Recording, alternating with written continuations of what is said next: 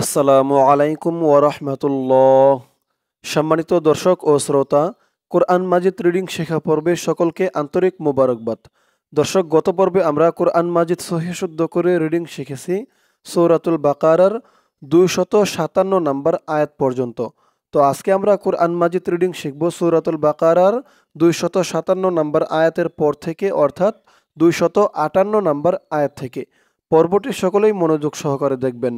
পর্বটি শুরু করার পূর্বে আপনি যদি এই চ্যানেলে নতুন হয়ে থাকেন, প্রতিদিন এমন কোরআন শিক্ষার ভিডিও পেতে চ্যানেলটি সাবস্ক্রাইব করবেন এবং ভিডিওতে একটি লাইক করে দিবেন। চলুন শুরু করছি আজকের পর্ব। আউযু বিল্লাহি মিনাশ শাইতানির রাজীম। বিসমিল্লাহির রহমানির রহিম। আলাম তারা আলাম তারা, আলাম, লাম দিয়ে মিম ধরবে, লাম, আলাম তারা, আলাম তারা, আলাম তারা। আয়াতের বাকি অংশটুকু ইহার পরের পৃষ্ঠায়। চলুন আমরা চলে যাব পরের পৃষ্ঠায়। পরের পৃষ্ঠায় গিয়ে আমরা আয়াতের শুরু এখান থেকেই ধরে পড়ব। আলাম তারা, এখান থেকেই পড়ব। তো এটুক মনে রাখবেন। ধরুন আয়াতের বাকি অংশটুকু এই পৃষ্ঠায়। ইলাল্লাযী, ইলাল, এই লাম দিয়ে এই লাম ধরবে, তাসদীদ ওয়ালা লাম ধরবে। লাম, লাম জবর লাল, লাম জবর লা, ইলাল্লা, ইলাল্লা। তাহলে ওই পৃষ্ঠায় রেখে আসছে আয়াতের শুরুর অংশটুকু। আলাম তারা ইলাল্লা, আলাম তারা ইলাল্লা, একালিফ টান, জেরের পরে ইয়া সাকিন। ইলাল্লাযী, আলাম তারা ইলাল্লাযী হাজ্জা। এখানে 4 আলিফ টান হবে। হা বলে 4 আলিফ টান দিয়ে জিমকে ধরবে। হা জিম জবর হাজ, এরকম টান হবে। জিম জবর যা, হাজ্জা,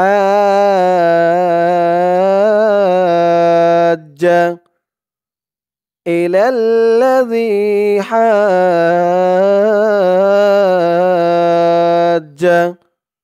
আয়াতের শুরুর অংশটুকু ওই পৃষ্ঠার ওখান থেকে। আলাম তারা ইলাল্লাযী হাজ্জা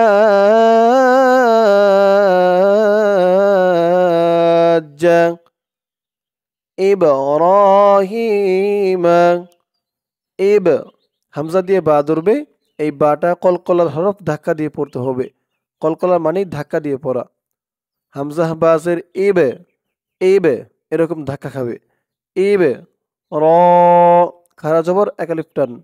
ইবে র, হিমা, হি, একালিফ টান, খারাজের, খারা জবর খারাজের, দুটোটাই একালিফ করে টান। ইব্রাহিমা, ইব্রাহিমা, ফি, ফি একালিফ টান, জেরের পরে ইয়া সাকিন। ফি, ফি রব্বিহি, ফি রব্বিহি ইব্রাহিম, ফি রব্বিহি। হি, এখানে 3 আলিফ টান হবে, মধ্যে মুনফাসিল। রব্বিহি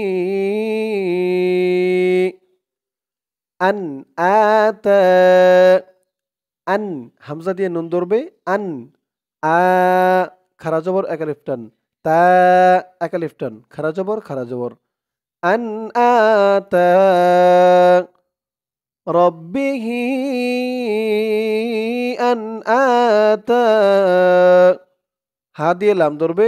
হা লাম পেশ হুল, লাম খারা জবর ল, হুল্ল, আন আতাহুল্ল। হা দিয়ে এলাম ধরবে। হুল, হুল্লাহুল, আন আতাহুল্লাহুল মুলক। মিম দিয়ে লাম ধরবে। মুল কা, এখানে থামার কারণে উচ্চারণটা মুলক এরকম হয়েছে। মুলক আন আতাহুল্লাহুল মুলক ইব্রাহিম ফি রাব্বিহি আন আতাহুল্লাহুল মুলক। তাহলে ওই পৃষ্ঠার ওখান থেকে আয়াতের শুরুর অংশটুকু যে আমরা ওই পৃষ্ঠায় রেখে আসছিলাম ওখান থেকে ধরুন আলাম তারা ইলাল্লাযী হাজ্জা ইব্রাহিম ফি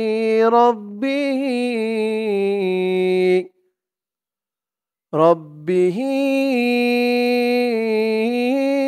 আন আতাহুল্লাহুল মুলক। তারপরে ইয ক্বালা ইব্রাহিমু ইয ক্বালা হামজা দিয়ে জাল ধরবে ইয ইয জালের উচ্চারণটা কিন্তু একদম নরম পাতলা করতে হবে। জিহ্বার মাথা উপরের দাঁতের মাথার সাথে লাগবে জালের উচ্চারণটা করার সময়। ইয ইয ক্বালা ক এক আলিফ টান জবরের পরে খালি আলিফ ক্বালা ইয ক্বালা ইব্রাহিমু ইব বাটা কলকলার হরফ ধাক্কা দিয়ে পড়তে হবে। ইয ক্বালা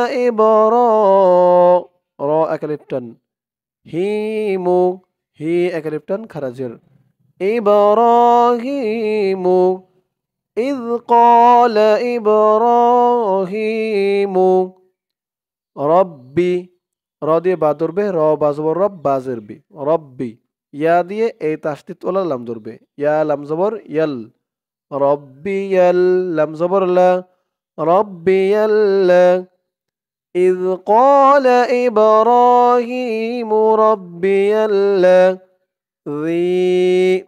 রি এক আলিফ টান জেরের পরে ইয়া সাকিন রব্বি ইয়াল্লাযী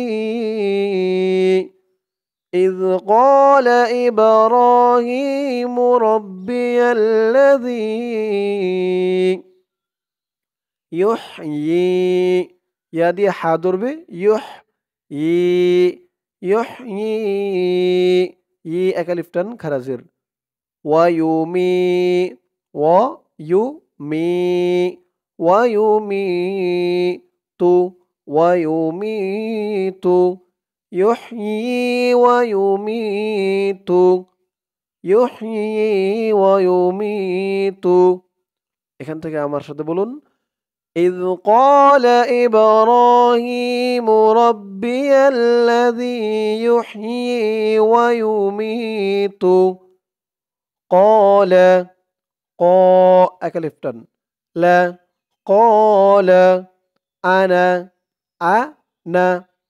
এই নাতে টান দেওয়া যাবে না এই আনাতে টান দেওয়া যাবে না কোরআন শরীফে কিছু কিছু আনা আছে সেগুলোতে টান দিতে মানা ক্বালা আনা যদিও এখানে জবরের পরে খালি আলিফ টান দেওয়ার অপশন ছিল কিন্তু এখানে টান দেওয়া যাবে না ক্বালা আনা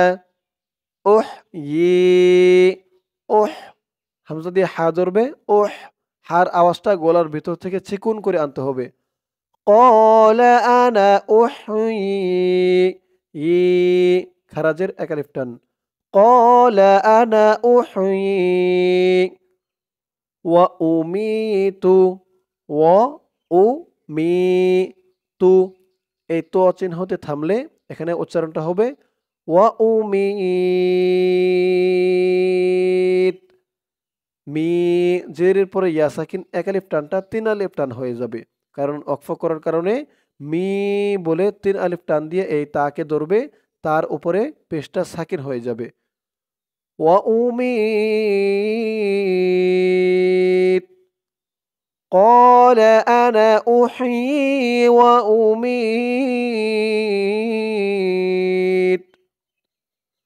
إذ قال إبراهيم ربي الذي يحيي ويميت قال أنا أحيي وأميت قال إبراهيم قال إبراهيم হিমু قال إبراهيم فإن الله فإن হামজা দিয়ে নুন ধরবে হামজা নুনজের ফাইন ইন বলে আবার গুন্নাহ করতে হবে ওয়াজিব গুন্নাহ এই যে জের হরকতের পরে নুনের উপরে তাসদিদ আসছে ফাইন হামজা নুনজের ফাইন নুন দিয়ে লাম ধরবে নুন লাম জবর নাল ফাইন নাল লাম খারা জবর ল একালিফ টান খারা জবর فإن الله فإن الله قال إبراهيم فإن الله আমার সাথে বলুন قال إبراهيم فإن الله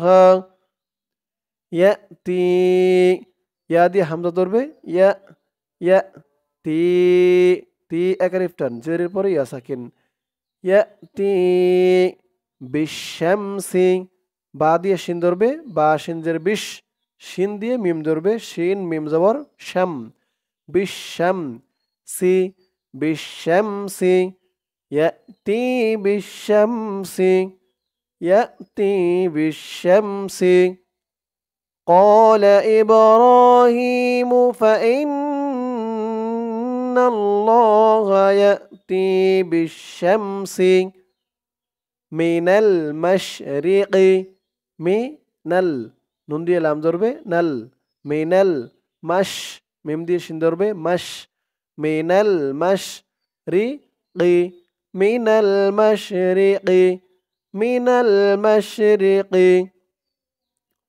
ফাতি বিহা ফা দিয়ে হামজা ধরবে ফা ফা তি ফাতি ফাতি বি হা হা একালিফ টান জবরের পরে খালি আলিফ ফাতি বিহা মিনাল মাশরিকি ফাতি বিহা মিনাল মাগরিবি মি নাল নুন দিয়ে লাম ধরবে নাল মিনাল মাগ মিম দিয়ে গইন ধরবে মাগ মিনাল মাগ রি বি মিনাল মাগরিবি মিনাল মাগরিবি ফাতি বিহা মিনাল মাগরিবি قال إبراهيم فإن الله يأتي بالشمس من المشرق فأت بها من المشرق فأت بها من المغرب فبهت فبو হি তাল তা দিয়ে পরের লাইনের তাসদিদ ওলা লাম ধরবে তা লাম জবর তাল লাম জবল্লা ফাবুহিতাল্লা রি রি একালিফ টান জেরের পরে ইয়া সাকিন লাযী ফাবুহিতাল্লাযী কাফারু ফাবুহিতাল্লাযী কাফারু কাফারু এখানে এই ত চিহ্ন হতে থামার কারণে রর উপরে জবরটা সাকিন হয়ে গেছে ফার উপরে জবর দিয়ে র কে ধরলে যেমন উচ্চারণ হয় এখানে তেমন উচ্চারণ হবে ফা র জবর ফার তেমন উচ্চারণ হবে এখানে থামার কারণে কাফারু ফাবুহিতাল্লাযী কাফারু ফাবুহিতাল্লাযী কাফারু فأت بها من المغرب فبهت الذي كفر والله لا ওয়াও দিয়ে লাম ধরবে ওয়াও লাম জবর ওয়াল লাম খারা জবর ল ল একালিফ টান ওয়াল্লাহু ওয়াল্লাহু ওয়াল্লাহু লা ইয়াহদি লা লা একালিফ টান জবরের পরে খালি আলিফ লা ওয়াল্লাহু লা ইয়াহ ইয়া দিয়ে হা ধরবে, ইয়াহ ইয়াহ। আল্লাহু লা ইয়াহ। পরে এই দাল দিয়ে পরের লাইনের লাম ধরবে, দাল লামজের দিল। আল্লাহু লা ইয়াহদিল, আল্লাহু লা ইয়াহদিল কওমাজ। কফ দিয়ে ওয়াও ধরবে, কও কও। মিম দিয়ে জ ধরবে, মিম জ জবর মাও, জ খারা জবর ও, ও একা লিফ টান। কওমাজ জ, কওমাজ জ। والله لا يهدي القوم الظالمين،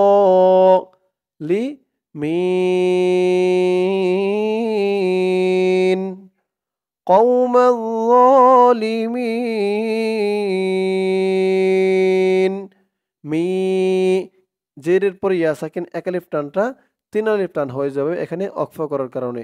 মি বলে 3 আলিফ টান দিয়ে এই নুনকে ধরবে, নুনের উপরে জবরটা সাকিন হয়ে যাবে। قوم الظالمين।